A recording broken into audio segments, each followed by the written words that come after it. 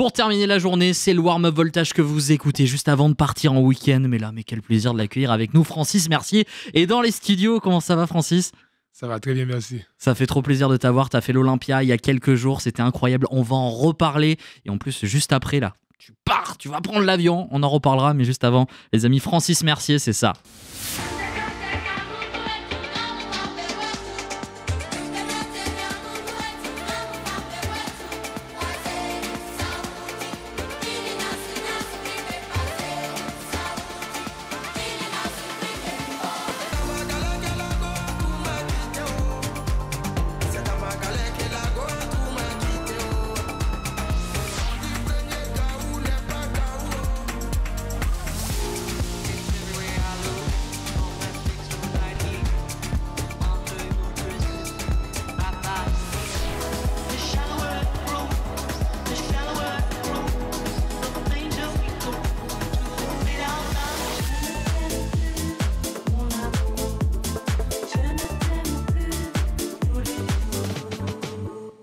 On est obligé de bouger la tête à chaque fois qu'on écoute un de tes morceaux, c'est incroyable. Moi aussi, je bougeais la tête. Non mais tout le monde, c'est trop bien. Ça fait trop plaisir de te voir. Comment tu vas ? Est-ce que tout va bien ? Très, très, très bien. Je suis tellement content et heureux pour ma date que j'ai eue à Paris et pour les dates qui viennent dans les prochains jours. Donc, je suis très, très bien. On va débriefer l'Olympia. On va dire aussi que là, juste après l'interview, on n'est pas tout à fait en direct, mais tu vas prendre l'avion et tu vas partir mixer devant des pyramides. Mais pas la pyramide du Louvre. Non, en Égypte, directement. En Égypte, effectivement, à Cairo, c'est une date très attendue. J'ai beaucoup de... I'm very excited, je suis très excité et j'ai vraiment hâte de faire cette date. C'est trop bien. Avant de débriefer l'Olympia, Francis, j'aimerais qu'on remonte encore un peu plus tôt. Tu es haïtien. Effectivement. Tu habites à New York, c'est ça ? J'habitais à New York. Ah, t'habites à New York. Maintenant, j'habite dans l'avion. T'habites dans l'avion. Ouais, on est en voyage presque tous les jours. Tout le temps en train de bouger.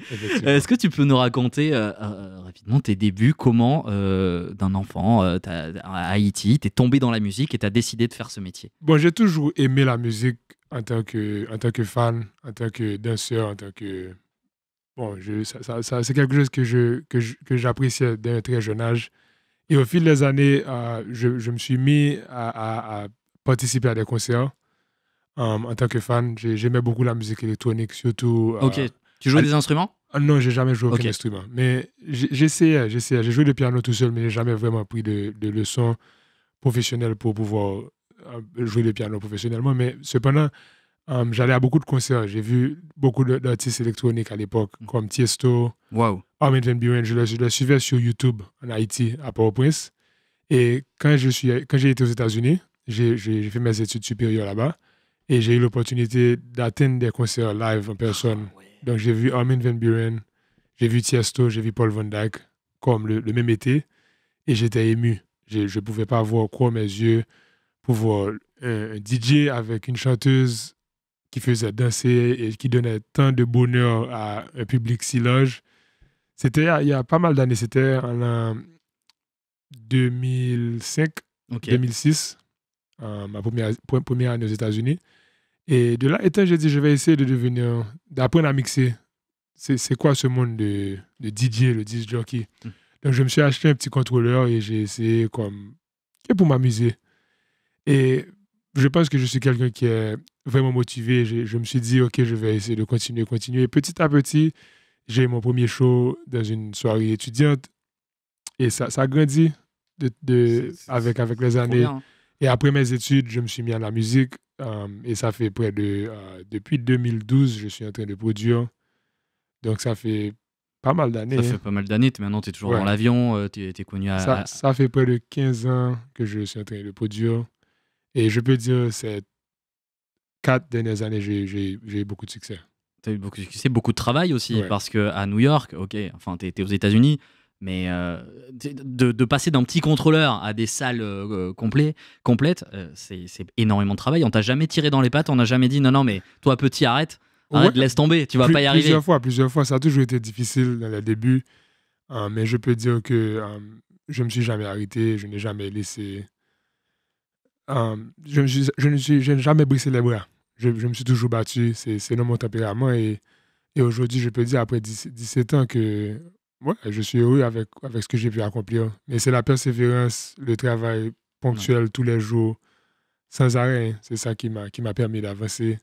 Et aussi, je pense de très bonnes décisions et, disons, une bonne lecture de l'industrie. Parce que j'ai eu beaucoup de changements avec mon projet artistique. Ouais. Au tout début, c'était plutôt house. Après ça, c'est passé à la tech house. Après ça, à cette époque, il y avait l'EDM qui était vraiment forte. l'EDM, oui, Moi, je n'ai jamais voulu aller 100% EDM. C'était à cette époque, il y avait Steve Aoki qui envoyait des gâteaux. Mais on était obligé d'y passer un petit peu. Ah, non, pas moi. Non. Il y avait Dimitri Vegas qui faisait pam, pam, pam, pam. C'était la guerre, hein, à Tomorrowland. Mais moi, je voulais garder comme un côté house, plutôt à la Defected. C'était pas tellement populaire. Donc, je me suis mis un peu ajusté. Donc, j'ai commencé à faire partie de la Future House, comme les artistes comme Oliver Heldens. Mm-hmm. Et ça marchait un peu, mais je n'étais pas 100% sûr. Et je suis passé à la Tech House. Puis, avant la COVID, je me suis dit, je veux créer quelque chose de plus underground, quelque chose de plus dark, qui est comme plus unique, qui donne une expérience comme un voyage, je ne sais pas. Et puis bon, tout a été arrêté avec la COVID. Ouais, avec la COVID, tout est arrêté et j'ai eu beaucoup plus de temps pour pouvoir me calmer, me mettre au studio, pouvoir produire sans pression de sortir un titre pour aller en tournée. Tu vois? Et de là étant, je me suis dit, OK, je vais essayer avec l'afro parce que ça me ramène à l'époque, mes racines, j'écoute, je disais, je suis plus inspiré par ce type de musique. Ouais. Et effectivement, ça a marché parce que je pense que pendant la COVID, le public, les fans de la musique électronique, ils cherchaient quelque chose de différent pour pouvoir s'évader de la réalité, bah oui. pour pouvoir voyager à travers des sonorités. Et effectivement, je me suis mis à produire à fond pendant cette époque, c'était encore 2020. Et j'ai ouvert mon label. J'avais déjà un label, mais j'ai ouvert un sous-label dédié que à la Afro House. Ouais. Et j'ai fait plusieurs productions, inclus Premier Gaou. Et ça fait danser. Et mais d'ailleurs, Premier Gaou, ça, s'il te plaît, Francis Mercier, mais quel plaisir d'avoir remis à jour Magic System. On l'a entendu sur Voltage, les auditeurs sont comme des fous. Justement, c'est ce que je voulais te demander. Comment tu t'es dit, Magic System, Premier Gaou, mais ça serait pas mal de les remixer Bon, comment t'en es arrivé? Actuellement, Premier Gaou, c'est un titre que j'ai grandi avec. Ouais. J'adorais ce comme titre. Tout le monde, comme nous tous. Ouais, effectivement. Et quand je me suis mis à mettre de la Afro House, j'ai dit, OK, je vais essayer de reprendre certains classiques pour pouvoir donner une nouveauté. Et j'ai essayé avec C.T. Johnny de Amadou et Mariam, j'ai essayé avec Premier Gaou. Et effectivement, Premier Gaou a marché. Les magiciens ont aimé ce que j'ai créé, ils étaient intéressés par l'idée. Le label hollandais Spinning Records, ils ont entendu ma démo, ils m'ont dit OK, c'est pas mal. Ils m'ont donné quelques suggestions pour fixer et tout. J'ai fait plusieurs remixes. Et effectivement, ça a bien marché, ça a très très bien marché et je suis très heureux du succès que ça a pu avoir. Mais je peux dire que c'est ce titre qui a vraiment lancé mon projet artistique. Pour toi, le projet Francis Mercier, Afro House, ça a vraiment démarré à partir de Premier Gaou? Ouais, avant Premier Gaou, j'ai fait une sortie sur le label de Blondish qui s'appelait Bolingonanga. C'était plutôt plus underground et c'était comme mon premier titre Afro House.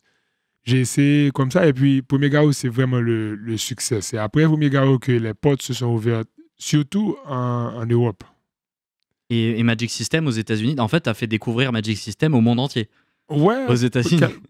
Ils étaient connus déjà. Ok. Partout. Ah oui, tant que ça? Magic System, je pensais que c'était surtout en France ou. Partout, sans exception. Tu sais, le titre.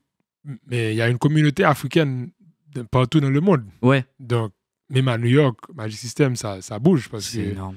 Mais aussi, beaucoup d'artistes américains, ils ont samplé Premier Gaou, les artistes nigériens, dans la afrobeat, dans le hip-hop. Dans la musique urbaine, généralement, Premier Gaou, c'est un titre assez mythique. Ouais, ça avait été beaucoup samplé. Il me semble que DJ Snake avait samplé aussi The Glue Dance. Voilà. Il avait samplé. Mais non, mais moi j'ai trouvé ça génie de faire Premier Gaou. Je peux dire qu'avec la reprise que j'ai fait et tous les voyages et le travail de DJ, comme DJ qui tourne et qui a tourné tout le temps, toute l'année, j'ai pu définitivement donner une visibilité mondiale à la chanson, à l'original et tout. parce qu'on a fait pas mal de pays. On parle de l'Inde jusqu'à l'Australie, jusqu'à partout aux États-Unis, jusqu'à la Californie et un peu de tout. Mais t'as pas fait aussi que Magic System, j'ai en mémoire The Avener aussi, t'avais repris The Avener, enfin t'as refait un mix de The Avener, Manu Chao aussi, pareil, qui a énormément tourné sur Voltage. Voyage aussi, Desireless.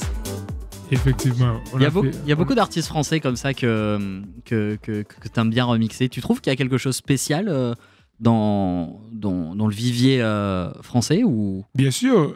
Premièrement, la langue française, c'est ma langue natale. Parce que vivant en Haïti, beaucoup d'Haïtiens parlent français. Et j'ai fait ma formation, j'étais dans un lycée français aussi, d'un très jeune âge. Donc, j'ai beaucoup d'amis français il y a la culture qui est similaire, donc j'apprécie beaucoup.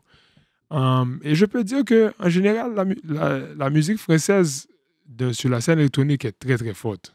Vous voyez, il y a des artistes comme mythiques de Daft Punk, de Martin Solveig. La French Touch. La French Touch, c'est énorme.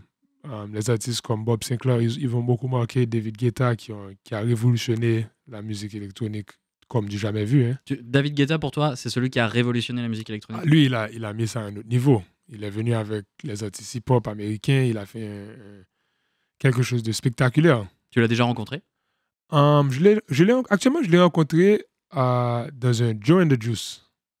Un Joe and the Juice. Joe and the Juice, c'est comme une chaîne de restaurants qui font des shakers et des sandwichs. C'était la Miami Music Week à Miami. À Miami, ouais. Il était dans un coin en train de boire son café avec un jus tranquille, sans sécurité, sans personne. Normal. Personne ne lui m'a donné des photos et moi, je l'ai reconnu. Et j'ai été lui saluer, tranquille, bien cool. Et il était très relax, il a fini, il a dit aucun plaisir. Mais je ne lui ai pas demandé en photo parce que je ne voulais pas. Non. Je pense que... Lui aurait dû te demander, je pense. Non, mais, bon. Mais je pense que c'est très, très important parfois quand les artistes ils sont au calme, de les laisser au calme. Bien sûr. Non. Mais cependant, actuellement, je vais mixer pour son fils à la fin du mois. Il m'a invité. À Ibiza? Pas à Ibiza. Son fils fait une soirée, l'anniversaire de son fils. L'anniversaire de son fils, et c'est Francis Mercier qui vient mixer. Voilà, c'est une soirée privée. Pour mon anniversaire, je t'appellerai, Francis. Ok, possible. Au fait, ça, je voulais te le dire. Tu sais qu'on a un point commun, Francis. J'ai l'impression de dire ça à tous les artistes. Mon deuxième prénom, c'est Francis. Ah, voilà, ça fait plaisir. Je voulais le dire. J'étais très fier de Francis au carré. Francis au carré. Francis, merci, mon invité sur Voltage. On a une tradition avec tous les invités qui viennent nous voir dans le warm-up le vendredi. C'est que cette émission, c'est aussi ton émission. Donc, qui dit radio, dit aussi musique. Là, ça va être à toi de choisir un morceau. C'est-à-dire que là, maintenant, tout de suite, je vais te demander de choisir le prochain morceau qu'on va diffuser, que les auditeurs vont entendre. Ça peut être peut-être un artiste ou un groupe qui t'a inspiré à faire ce métier, ou alors peut-être un jeune artiste que tu as découvert il n'y a pas longtemps et que tu vas absolument nous faire écouter. Le programmateur de Voltage, Eddy, est avec moi. Il sera d'accord pour tout ce que tu vas proposer. Donc, on te laisse les clés de Voltage. Est-ce que tu aurais quelque chose à nous faire écouter ou quelque chose que tu aurais envie d'écouter là tout de suite? Ouais. Actuellement, j'aimerais écouter Joe doit filer. Oh. Tu connais Joe doit filer? 4 campés? 4 campés. Très bon, ça. Vous savez que Joe doit filer, il est haïtien. Et moi, je savais même pas. Je ne l'ai pas encore rencontré, mais j'envisage. C'est pas parce que je suis artiste électronique que je n'apprécie pas les autres sonorités. Par exemple, la pop, la urbaine. J'aime bien parfois, ça change un peu. Mais j'espère un jour pouvoir faire une collaboration avec Joe doit filer. Ça serait cool, hein? Eh ben, tu sais quoi? Tu vas faire l'animateur radio et je te laisse lancer Joe doit filer. Ok, sur Voltage Radio, voici Joe doit filer 4 campés, straight from Haïti. Voltage, dance music, belle fin de journée, bon vendredi. Francis Mercier est avec nous dans les studios et ça, c'est très très cool.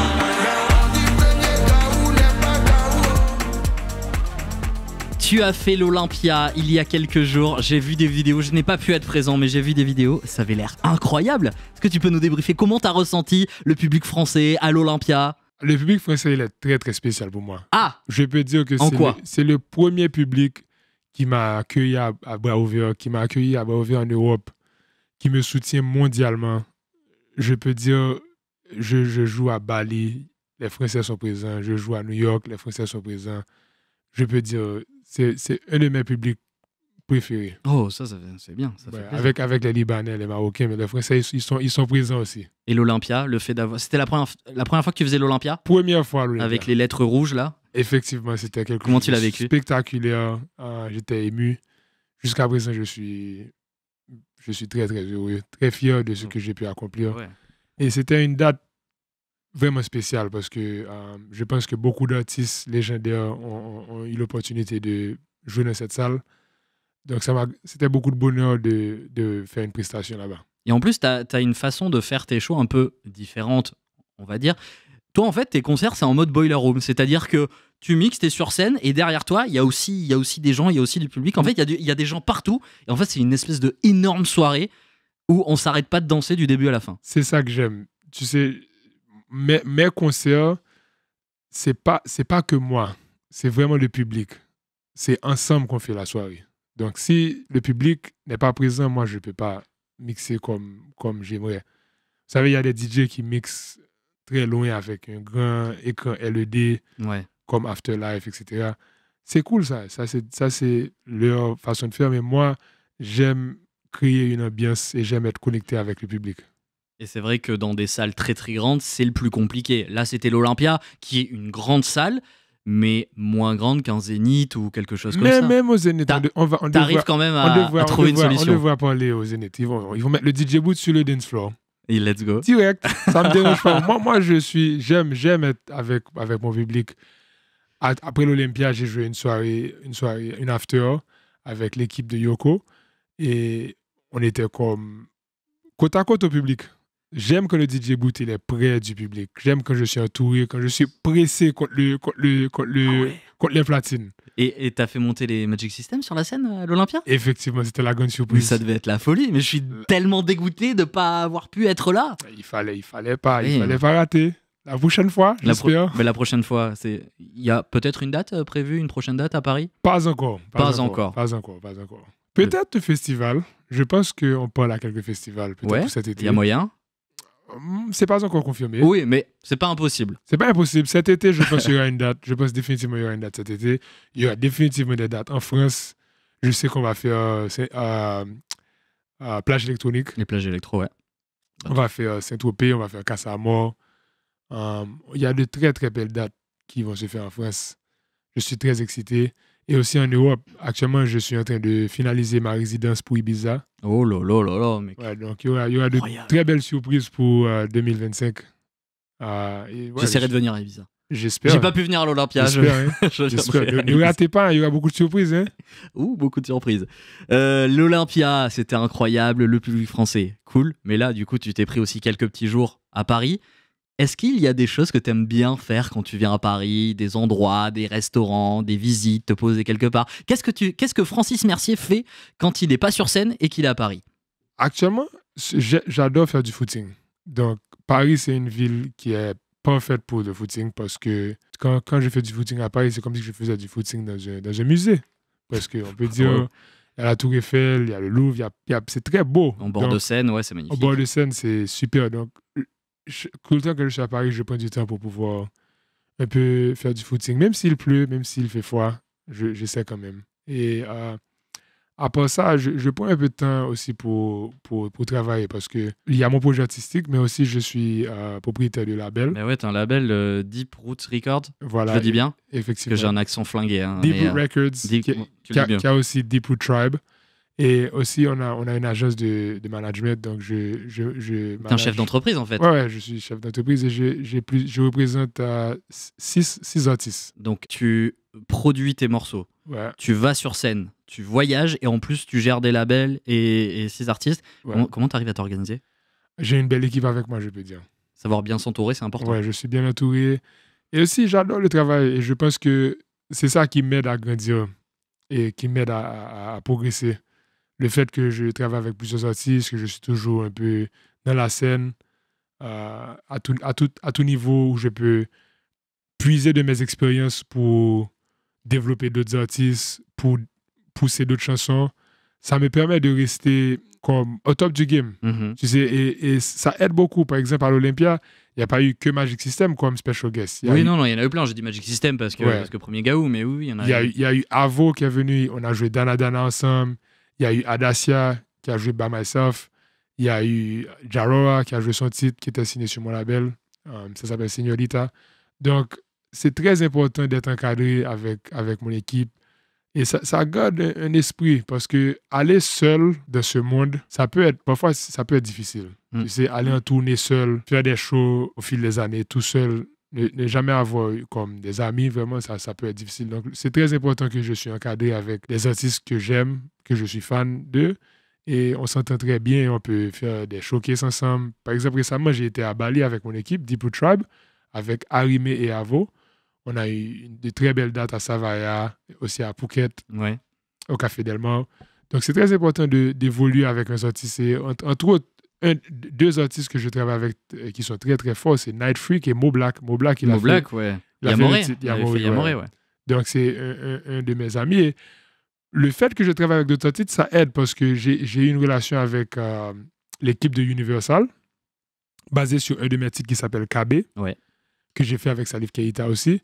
Et c'est à travers cette relation qu'on a pu faire ça marcher pour Yamoré avec Mo Black. OK. Donc, c'est pour ça que je pense que les artistes, quand ils sont montés, ils sont forts, ils sont puissants, il faut qu'ils puissent de leur je pense, leur capacité pour aider d'autres artistes. C'est comme ça que c'est en faisant ça qu'on peut créer. Parce que le partage. Je suis toujours... Et vous savez, sur le drapeau haïtien, c'est écrit « L'union fait la force ». Donc, pour moi c'est ma théorie. Et tu représentes. C'est ma façon de vivre. Et tu représentes ça exactement. Parfaitement. Francis Mercier, je te propose un petit jeu avant de partir. Un petit jeu, parce qu'après, là, tu dois prendre l'avion, tu dois aller en Égypte. Et j'imagine que dans l'avion, tu vas bosser, tu vas produire des sons. Ouais, que ça. Eh bien, ça peut peut-être te donner des idées. Un jeu très rapide, je vais te proposer 3 morceaux, 3 titres. Et parmi ces 3 morceaux, tu vas devoir en choisir un que tu vas remixer, un que tu vas jouer dans tes sets normal, tel quel, et un que tu vas jeter, que tu vas pas du tout utiliser. Ok. Donc on commence le premier. Alors, Rosé et Bruno Mars, le remix d'APT.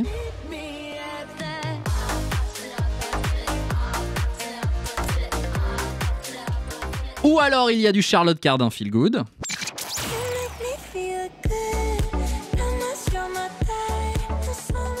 Et le dernier, Sia et Chromeo, I Forgive You.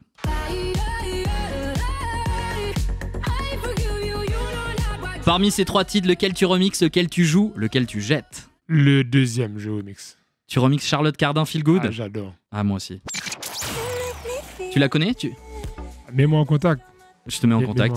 Ok. J'adore sa voix, it's very sexy. Tu veux que je te dise un truc? Il y a des chances, là je vais trahir un secret, mais il y a des chances pour qu'elle vienne nous voir dans le warm-up voltage. Si tu avais quelque chose à lui dire... Tu lui dis que Francis Mercier est un fan. Ok. Tu lui donnes mon numéro de téléphone. Ok, on essaie de faire on fait ça? Direct, sans le management. Allez, c'est bon. C'est passé, il faut juste que tu me donnes ton numéro. Ouais, t'inquiète, j'organise. Ok, et lequel donc tu gardes le Charlotte Cardin et lequel tu jettes? Je pense le premier. Le premier, Rosé Bruno Mars. Bon, ils ont pas besoin de ça. C'est too much electro. Ok, d'accord. Ok, parmi ces 3 titres, pareil, lequel tu remixes, lequel tu joues, lequel tu jettes? Benny Benassi, Satisfaction. C'est pas évident parce que là, il y a du Avicii aussi. Avec Levels, ou alors un petit Fatboy Slim, là, The Rockefeller Skunk.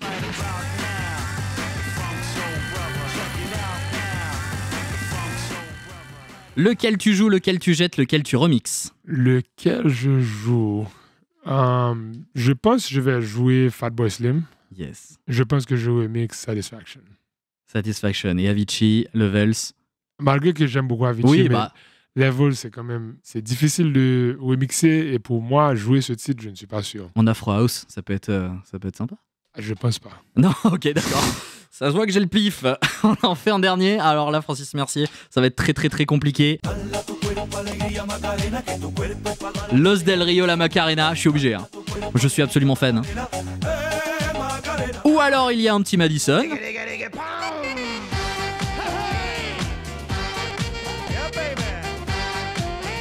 Ou bien il y a Master KG, Jérusalem.